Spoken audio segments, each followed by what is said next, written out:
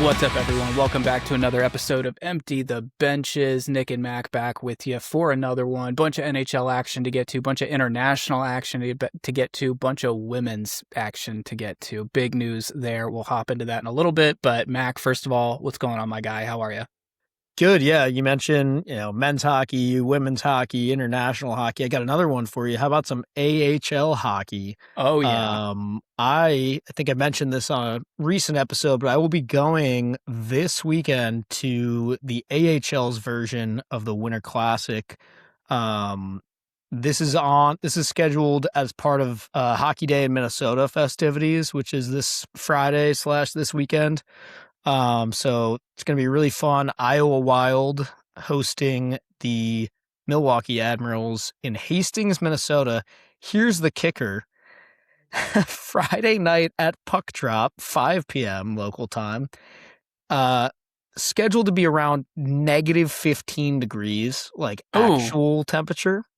Oh, so that's before any wind assistance or anything? Correct. Friday as a whole, like even if you're sitting there thinking, oh, well, 5 p.m., they should just move the game back to like 1 p.m. so the sun's still out. Friday as a whole, there's a high of -7 and a low of -20 the entire day. So that's really no way around it. Yeah.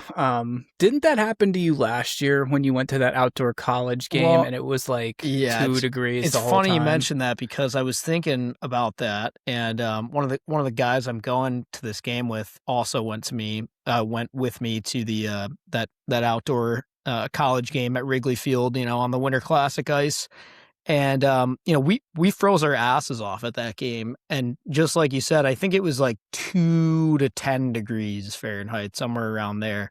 I can't imagine it being worse, but like this is going to make that feel like nothing. Yeah, I wonder what the crossover point is. Like, I wonder what temperature it has to get to where it's like, okay, numbers don't matter anymore. It's just so cold. I feel like that's probably pretty close to there. What's the what's the bundle up strategy? Walk me through the layers. Do you have a system there? I was talking to my dad about this because he's dealt with lots of cold weather in his life, lived a lot of time in Boston and Chicago. He's been to Moscow, he's been all over. So his advice was that it's basically not doable unless you have no skin showing, including your eyes. And that's his direct quote from Mike Vogel. So I think I'm going to go with like the ski goggles and everything just to seal my face shut.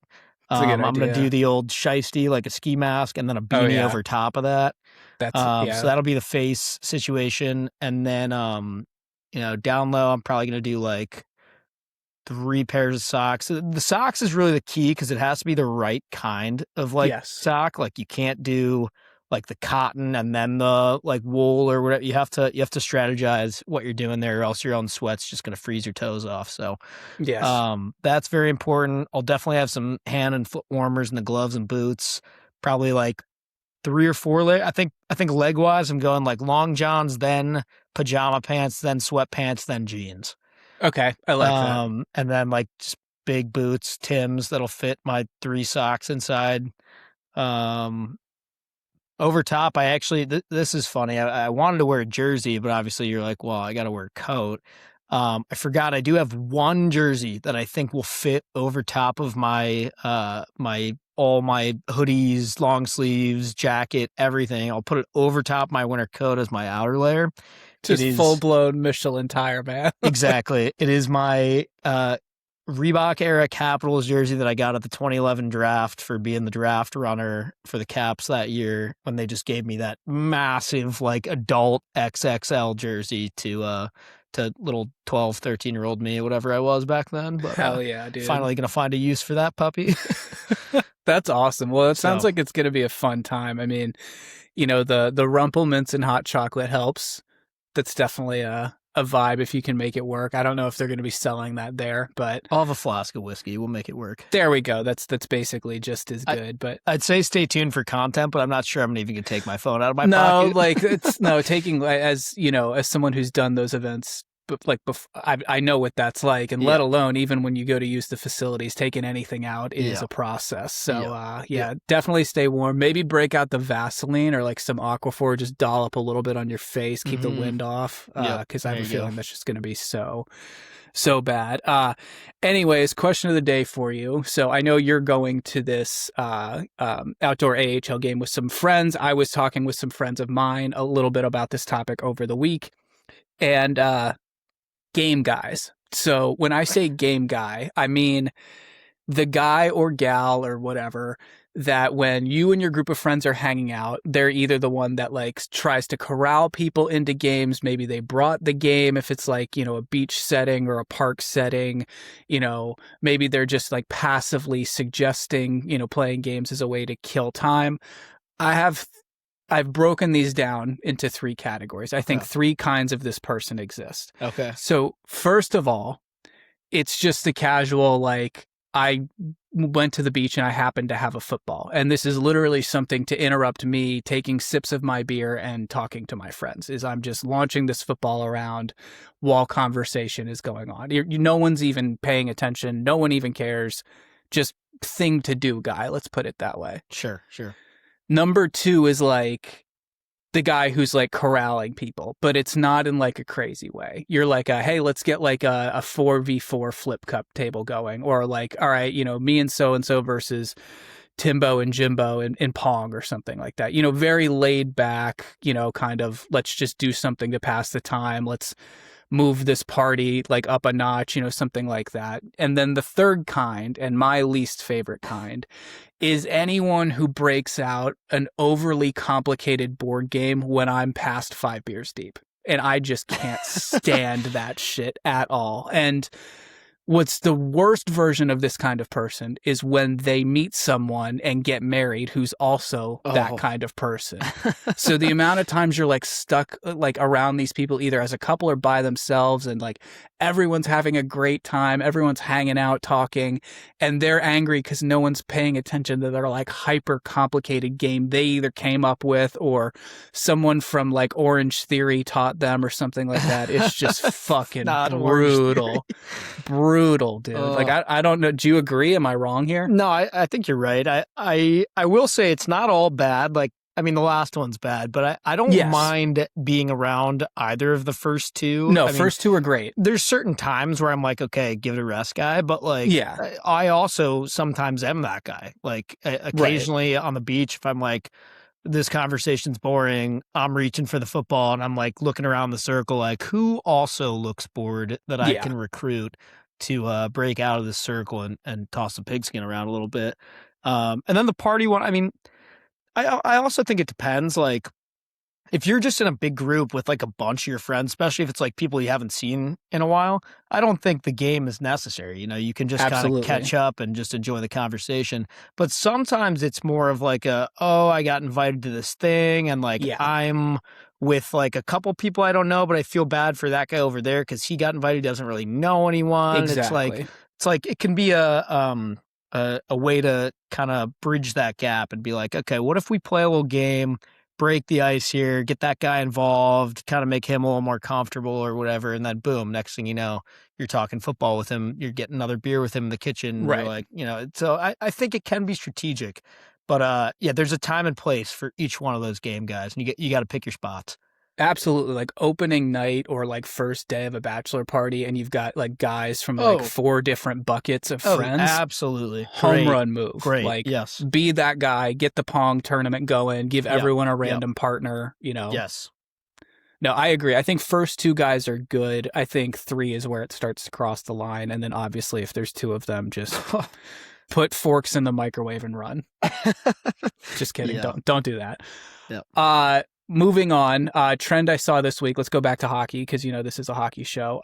So everyone is saying that 2026 is the new 2016. And while I would love to be 10 years younger, that's just not actually accurate. But I wanted to look back at the NHL in 2016. So you and I still don't know what a Stanley Cup is, unfortunately. Austin Matthews was selected first overall by the Leafs, has the greatest NHL debut of all time. Yeah. Right? Yeah, probably. Correct me if I'm wrong. Yeah. Gary Bettman in June announced that there would be an expansion team in Las Vegas. Crazy. Absolutely crazy. Pens win the Cup. McDavid wins the Art Ross. Matthews wins the Calder. And Brent Burns wins the Norris. Wild. I mean, not that insane. Like, I bet you if you picked another random year, 15 or 14 or 13 or even maybe 17 or 18, I can't remember off the top of my head. I bet you one of those like nearby years has like a super random like award winner. But Jamie Benn, Art Ross. Yeah, but like Burns, Matthews, McDavid, all those guys are still like household names in the league. So I mean that part is like, oh wow, not too much has changed 10 years later. I mean, I don't think Brent Burns is winning another Norris anytime soon or ever again. But yeah, you get my point. I think God, I hope 2026 is another 2016. The worst thing that happened to me in 2016 was the Penguins winning a Stanley Cup. Other than that, I had a pretty fucking great year. Yep. Crosby, I think, got the Conn Smythe. Harry will yell at me if I got that wrong. I think you're right. I graduated high school in 16, started college at Marquette in 16. It was just fun ass. Summer 2016 was unmatched vibes for me. You just had to be there. Yep, you did. Let's go ahead and take a quick break. I know you have a word from our friends over at DraftKings. The jaw-dropping moments that make hockey, hockey. Experience them all with DraftKings Sportsbook, an official sports betting partner of the NHL. Missouri listeners, listen up. DraftKings Sportsbook is now live in the Show Me state. New customers, this one's for you. Bet just $5, and if your bet wins, you'll get $200 in bonus bets instantly. Download the DraftKings Sportsbook app and use code THPN. That's code THPN to turn $5 into $200 in bonus bets if your bet wins. In partnership with DraftKings, the crown is yours. Gambling problem? Call 1-800-GAMBLER. Help is available for problem gambling. Call 888-789-7777 or visit ccpg.org in Connecticut. Must be 18 plus. Age and eligibility restrictions vary by jurisdiction. Pick 6 not available everywhere, including New York and Ontario. Void where prohibited. 1 per new customer. Bonus awarded is non-withdrawable Pick 6 bonus picks that expire in 14 days. Limited time offer. See terms at pick6.draftkings.com/promos. All right, so a couple sneaky little trades over this past week. One I think we had all seen coming for a little while. The other one caught me totally off guard. I thought it totally came out of left field. Which one do you want to start with? Andersson to Vegas or Kiefer Sherwood to San Jose? Let's go Andersson first. Yeah, so the Flames finally get this deal done. They've been talking about it for 2 years, and he ends up going to Vegas. Surprise, surprise. They're just like this all-consuming black hole in the Western Conference. It's like any little object that comes unattached from the franchise just gets like sucked into this black hole in the Nevada desert. But great way to put it. The Flames end up getting Zach Whitecloud, a 2027 first and a conditional 2028 second, and then a prospect as well. So trade grades here. What are we giving the Flames and Knights just off the top of your head? I actually think it's a pretty good handshake two-way deal. I don't really have too much of a critique on either side. I think Vegas gets their guy, and I think that's a fair haul that the Flames got back. I don't know. What do you think? I think this is going to be a pretty big overpay if he doesn't extend there, but I think you can say that about just every rental deal. And it does sound. I'd be kind of surprised if he didn't extend it. I feel like he's gonna sign a big ticket there. I feel like Vegas doesn't make moves unless guys extend, because like we've talked about this, they trade away every draft pick they've got. I mean, they're basically playing franchise mode in real life. They really are. So it's like, they can't draft well, so they're going to have some of these guys locked up for a while. So I would anticipate that he does like, I don't know, maybe like a 3 to 5 there, just to extend for a little bit. Yeah. But I agree with you. I think this is a good, hey, you have it, we want it, you need to get rid of it, we know you kind of have to do this before the deadline. So I think it's a good move for both teams. I don't really know what Calgary's doing or what the plan is there. So, The Sherwood one is a little weirder to me. I would have thought that, and I was watching TNT panel when this broke, and they broke it live, breaking news, and even they were kind of shocked that there wasn't a first round pick somewhere in there. I feel like they could have gotten something better here. No, I totally agree. This is reminding me of what you said about the Mason Marchment deal, when you're like, really, the Caps couldn't give up 2 second-round picks to go get this guy? I mean, they could have had both of these guys. I would think every team in the league would have paid this exact price for Kiefer Sherwood. I can't think of who wouldn't and why not. Yeah, I think the surprise for me here comes with the fact that, I don't want to call the Sharks not a contender, but that this guy doesn't go to a legit contender, just looking to chunk up a little bit. I will say, if you've played the whole season on the Sharks and you're sitting where they're at in the standings, to see your GM go out and make this move, what a boost of confidence. Like, I think that's going to do really good things for that locker room. All of a sudden, it's like, holy shit, like, we've believed in ourselves all year and we're playing pretty well, but like, upper management actually want us to take a fucking swing at this thing. Like, let's fucking go. I'd be so fired up. That's a great point. I think with where they are, the momentum that team does have going right now, and the fact that we talked about, this a little bit last week, the Pacific is a weaker division, just, statistically. So that door is a little bit wider open than it is for, say, teams in the Metro or the Atlantic. So, I think that's a great move for them. Again, this is just a great move that I really wish the Washington Capitals had gone in on this, because, I mean, Sherwood, Wilson, and Protas on a line together, I think would actually put people into hospitals. That could be a crazy line. Here's the thing. I love that both of these teams, Vegas and San Jose, both go out and get their guy right now. I know, we're still a little bit away from the deadline, but we talked about it last week. It's going to sneak up on everybody this year with the Olympic break, and then you get back, and then you've only got a handful of games before the deadline. I think it makes all the sense in the world. If you know you're a buyer and you kind of know your targets, try and get that deal done now. Get that new guy a couple games under his belt before the Olympic break, and then, he's going to be all the more effective, ideally, for your team, having more time in the locker room, more time in that system. I mean, it's just, I can't think of a reason not to. Yeah, I think that's a great point. We've talked about how it's so difficult for guys to come in at the deadline and make an impact and then find their footing in the playoffs. It's just a completely different animal. So I am totally in the school of thought of go out, get your guy, get him in there, get him acclimated, get him, down with the systems, and then just go from there. But anyone else you're looking at whose name has been swirling around that you think could be moved here? There's a big one. We'll cover that in a little bit, but just curious if there's any other names jumping off the page to you. Well, obviously people are talking a bunch about Panarin, and I know that it's funny. I saw a post that said something like the Rangers said there's basically no chance that Panarin stays there. Right. And the GM said that, and there was a Rangers fan in the comment that was like, great, really fucking good way to handcuff yourself and get no leverage in this deal. And Drury's already blowing this trade before he's even fucking moved the guy. And it's true. I mean, there was no fucking reason to say that. Yeah. They basically just put him on the curb with a for sale sign. Yeah, you want to not maybe show your hand that fucking hard. I don't know. It seems a little silly to me. That's a great point.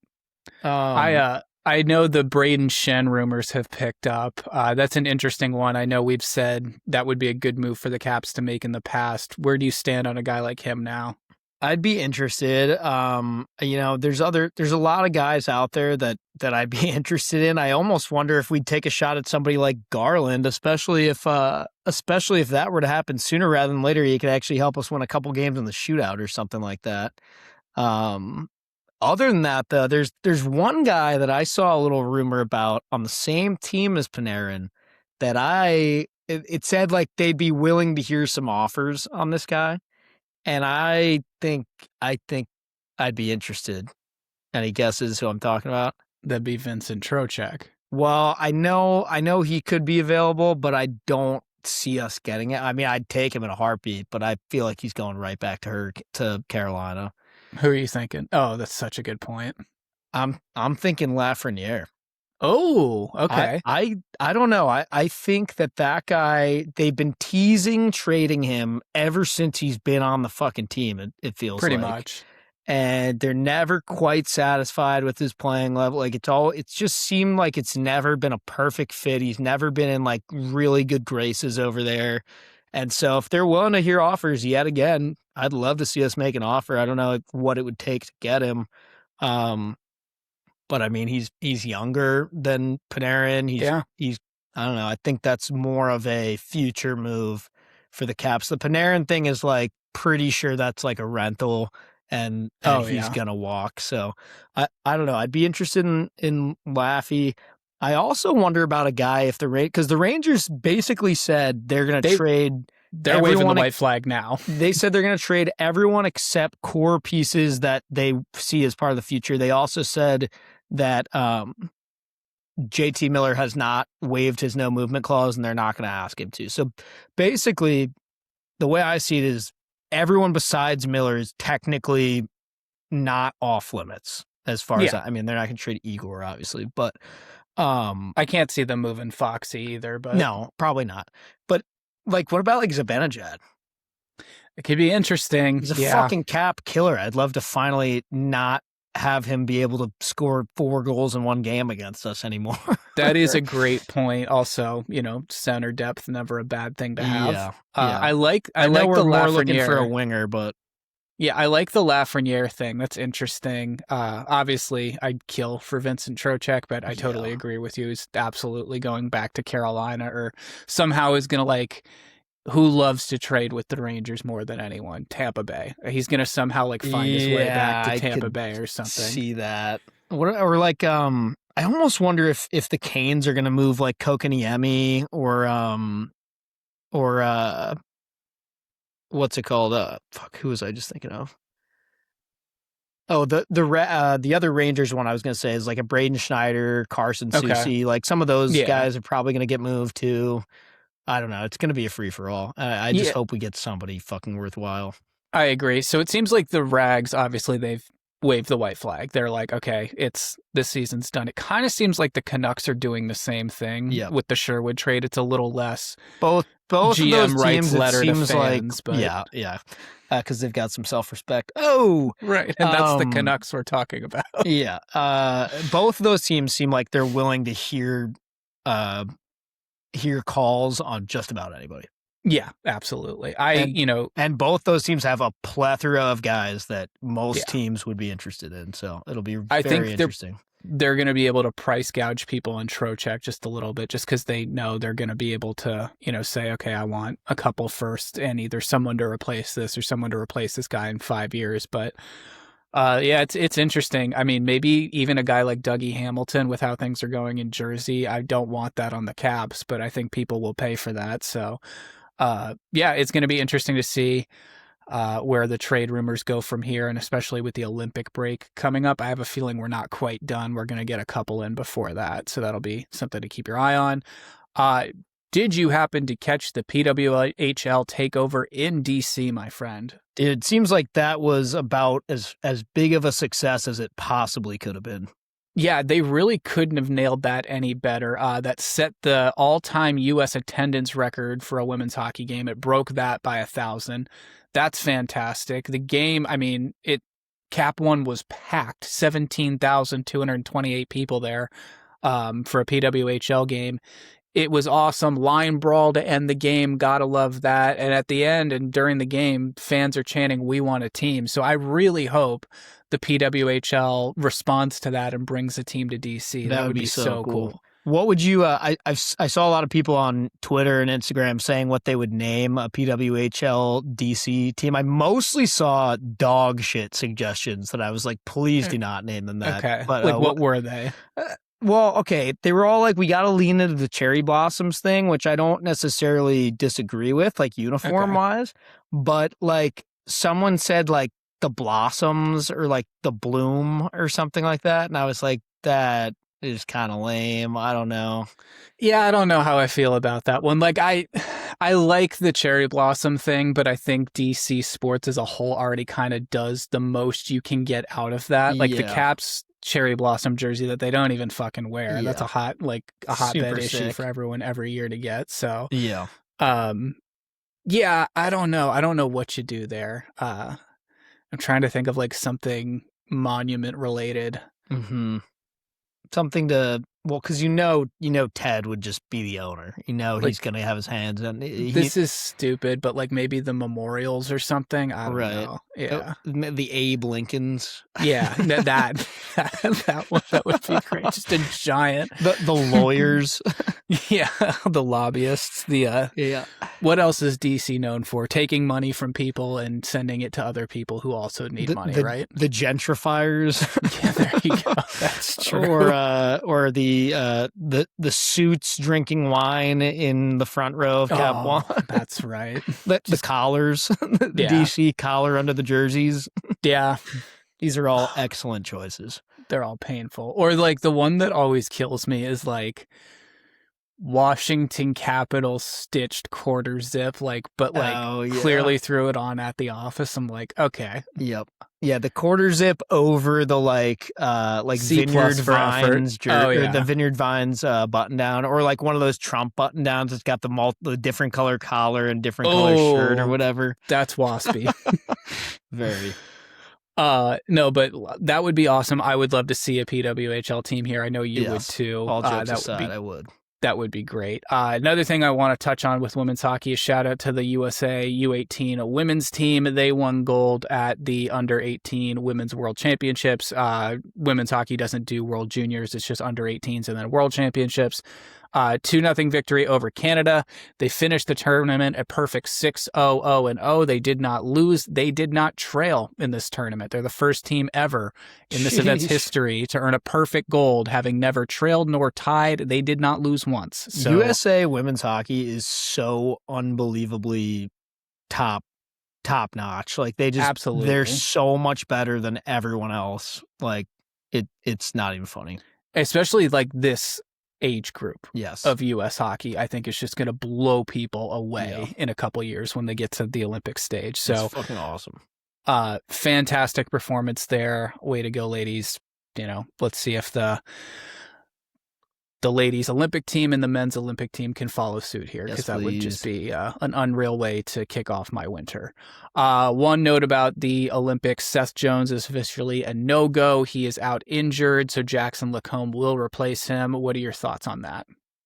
It's a really weird way to spell and pronounce John Carlson, but somebody, I guess so. No, all jokes aside, once again, Jackson Lacombe, great player. I'm happy for him. Young kid, excited to see what he does.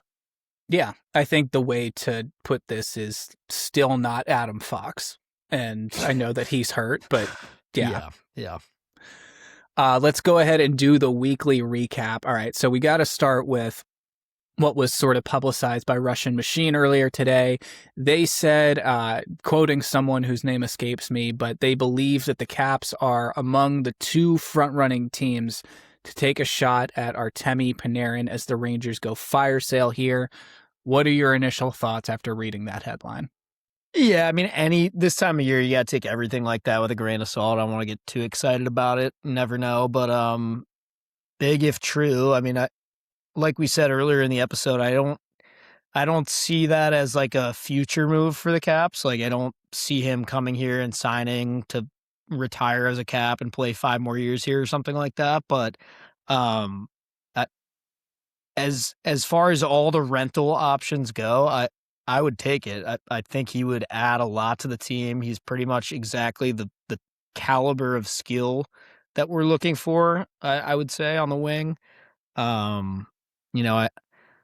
I almost wonder what the cost difference in acquiring a guy like that versus acquiring somebody like Alexis Lafreniere would be. I'd love to see the side-by-side of what we'd have to give up, because Lafreniere, like I said before, could be more of a future option. Somebody younger, he's got a lot left in the tank, somebody to continue to build the team around. But we've also got a lot of young prospects, so maybe that's not what we want. Maybe we want just the rental guy to fill in right now, and then next year we're hoping that an Ilya Protas or somebody else moves up. So it just depends how they want to look at it. What do you think it would take to get Panarin? Like what's like a package that you would offer you think that would be fair? I think at least one player going back. I don't think they're going to give up someone like that and not have something immediately to, sort of satisfy that vacancy. I'm not saying it has to be a 1-to-1 here for the player that Panarin is, but probably looking at someone younger. The Caps have sort of come out and said guys like Ryan Leonard, Cole Hudson, Ilya Pro, and Crystal probably not going back the other way. Yep. So, which is good. what scares me there is like, do they get ballsy and try and flip a guy like Connor McMichael or something? I'm a little worried about that too. Because that's where I would shut it down immediately. I would say no. I don't want to do that. I'd be willing to talk LaPierre. I'm not willing to talk McMichael, and I am a little scared of that too. I've seen his name come up before in like hypotheticals or even like after the fact things when you find out like, oh, we were considering moving this guy for that guy if he hadn't gotten traded elsewhere. I've seen McMichael's name pop up. So I know he's been floated in past years as like, well, what would you think about this? I don't want to see him go anywhere. So I totally agree. I don't want to see him moved either. I think, even just from a heartbeat of the locker room thing, I think that would be a huge loss for the team. So, yes. Yeah, don't be stupid is what we're saying. But, if you can go get it done, go get it done. Because, at the end of the day, if, Panarin can put pucks in the net, because it seems like no one on this team wants to do that right now, that would be great. So, that's... Go ahead. I was just going to say, speaking of right now, should we talk about the last couple shit show games we've had? Yeah, it's not good. It's actually getting kind of painful to watch, and I say that with all the love in my heart. And of course, I'm still going to continue to watch, but yeah, it's not great. That game against San Jose was just so frustrating. I know we previewed that last episode, but oh my God, you were just killing me. This is about as frustrated as I've seen this team and this fan base under Spencer Carberry. I think he's yet to have to deal with this type of a situation. I mean, they've had some rough patches here and there, but this is about as rough as it's gotten in terms of zooming out and looking at our record over the last month, even two. I mean, I don't think we've strung wins together since late November or something like that. November. No. I think November into December, if I'm not mistaken, is the last time we won 2 games in a row, which is fucked up to think about. They only have 3 wins in 2026 altogether. Yeah, that's a problem. We're going to have to right the ship before this Olympic break. And like I said, that's all the more reason I'd rather them, if they're going to make a big move, I'd rather them do it the sooner the better. Yeah. Get that guy in here, make the adjustments, start. There's always going to be a learning curve with a new guy, and there's going to be the awkward phase in the locker room of this guy's here, somebody else left. Get that over with ASAP, and that could only help things the sooner you do it.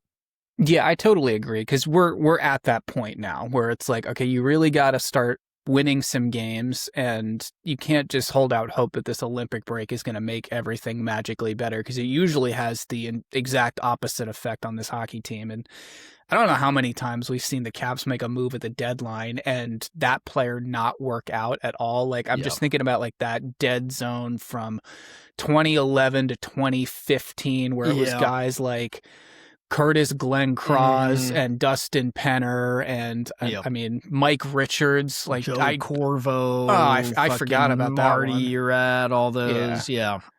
Or even later on when we tried to take a big fucking swing for the fences and go get Shattenkirk, and you hear the deal and you're like, holy fuck, we're winning the cup, and then it's sometimes the move's almost too big, they tried to do too much, and it's just, I don't know, you can't bring in a new top defenseman all of a sudden and just expect that to not kind of fuck with things. Exactly. That game to Florida, that was frustrating. I don't know why it's anytime Reinhart or Bennett play against the Caps, they just become superhuman, but that Florida team is tough to beat. I thought they held it in there, there against the Avs. We were talking about that a little bit before we jumped on the show. Yeah. That's just you can't beat that hockey team. We I think finally won a goalie interference call. Didn't matter, but that was the real victory we'll of take that the game. small Was winning victories. the goalie interference call. Yeah. But yeah, they really need to win tonight or last night, when you guys are probably already laughing at the fact that the Washington Capitals lost 4-1 to the Vancouver Canucks. I swear to God, dude, we can't have that happen. No, they really need to win tonight. Yeah, this road trip is massive. These next 5 games, it's a 6-game Yeah. road trip. They gotta win like 4 of those 6 games, and ideally be getting points in like every single one. Yeah, because they're not back home until Saturday the 31st against the Hurricanes. And on this road trip tonight, they have Vancouver. Friday, they're in Calgary. Saturday in Edmonton. Tuesday in Seattle. Thursday in Detroit. And then home back against Carolina. So, I mean, to me, the Edmonton and what was the last one? Detroit. The Edmonton and the Detroit ones are obviously the hardest ones, besides the Avalanche, which already happened. You have to get 2 points in the Calgary, the Vancouver, and the Seattle. That's you a have no-brainer. to win all 3 of those games. If you lose the other 2, okay, I get it. Those are good teams, but you're also going to have to beat some good teams at some point. And, ideally, maybe we at least take one of those teams to overtime or something, and I'll be happy. Yeah, they have 9 games until the Olympic break. I would say they need to have 6 of them. Yeah. And again, wouldn't it be great, Chris Patrick talking about this top 6 winger as a priority that we're going to go and get? Wouldn't it be great to have that guy play 5 or 6 of those 9 games? I mean, he's not going to, because they're on the road. They're not going to probably acquire somebody in the middle of this road trip, I wouldn't think. But like, wouldn't it be nice to at least have him in that Carolina game on the 31st to close out the month, and then he plays like the last 2 or 3 before the break or something? And then whatever, he can go use the break if he's not in the Olympics to, move his shit. It doesn't have to be like, I don't know.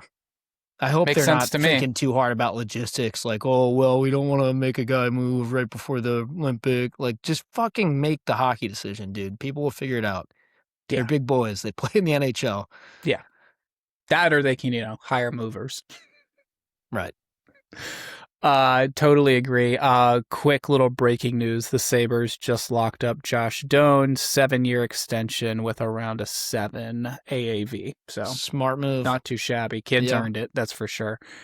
Trivia, you want to wrap up and we'll get everyone out of here? Yes. Let me see here. I have my topic. I just got to decide how I want to ask this. So this was from a few weeks ago. I was looking at most career goals by franchise, like which player leads each franchise. And let's see. Maybe I'll make you do like the Metro Division. How does that sound? Let's do that. Caps is Ovi. Yep. That's easy. With 912 goals. Yeah. Well, it's more than that now, but this is as of January 5th, so a couple weeks ago. Is the Pens Sid, or is that still Mario? Still Mario, 690. Okay. Wow, that's impressive. For the Flyers, I would not know this one. Is it Reggie Leach? Mm-mm. Okay. I would not have guessed this. It's somebody old. Is it Bobby Clark? No. This guy has 420 goals, Blaze. Sheesh. Someone else old. Who am I missing from like those old school Broad Street teams? It's like that era, isn't it? I think so. Let me do my homework real quick on this guy. Okay, I'm gonna come back to Philly. Let's go to the Islanders. That would be Mike Bossy. Yes, with 573.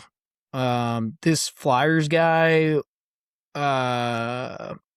helped lead the Flyers to the 2 Stanley Cups in 74 and 75. So that was like his era. He's fucking 73 years old now. Okay. It's not Dave Schultz, is it? No. Okay. That's going to piss me off. Columbus is Rick Nash. Correct. The Hurricanes / Whalers. Yes, So good that's call. going to be Does Ronnie include both. Francis. Yes, very nice. Nice. Okay. Who am I missing? The Devils, the Rangers. That might be it. Okay.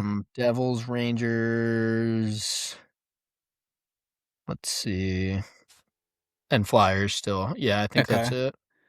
So Rangers, I'm between a couple. Yeah, makes sense. It's definitely going to be older. Yeah.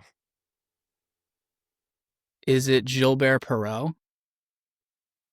No, he is he's the Sabres guy. That's right. But you're kind of close in a way with one of those names. Rod Gilbert. Yes, yeah. That's who I was That's thinking what I of. figured you were thinking. Yeah. That is correct. With 406, he's their leader. Okay, so Devils Devs and Flyers. Devs, I'm between like two. Yeah, and this I know is hard. The Devils is hard because there could be like, I'd like to see their list, but I bet you the other guys below this guy are not too far off. I feel like there's a bunch of them from the same era that probably were around like that 300 to 400 range. This guy's got 408. So I'm thinking Devils guy had some early success with those good Devils teams when we were really young, but then he hung around a little bit when we were in like middle school.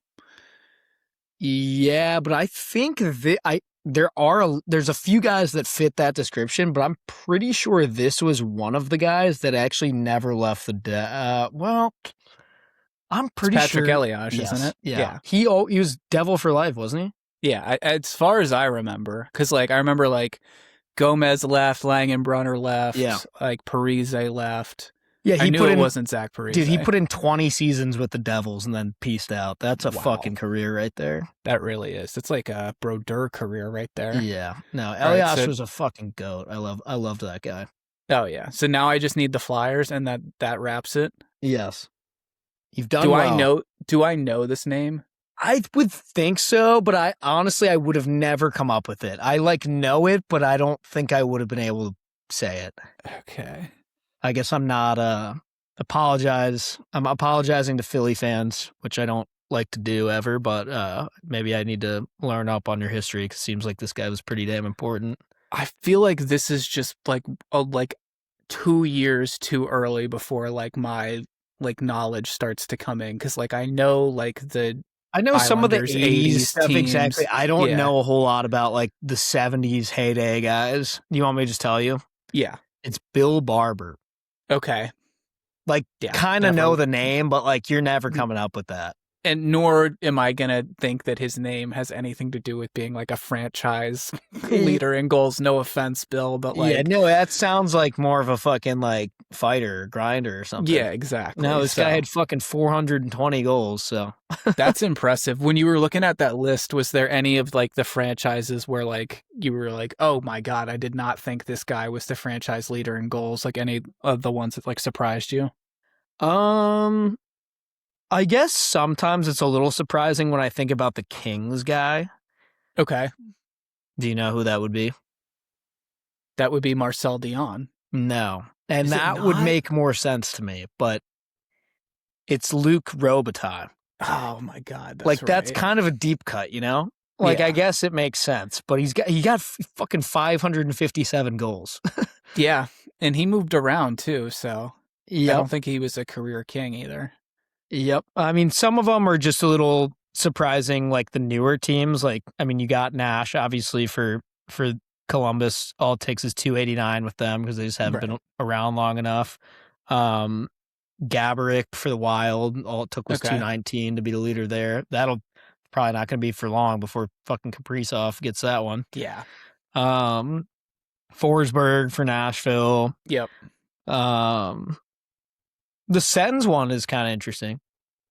Is that Heatley? It's Alfredson. Okay, that makes more sense. 426. And then obviously Seattle, it's literally just Jared McCann with 125 goals. Is Vegas still William Karlsson? No. It's a guy who doesn't play there anymore.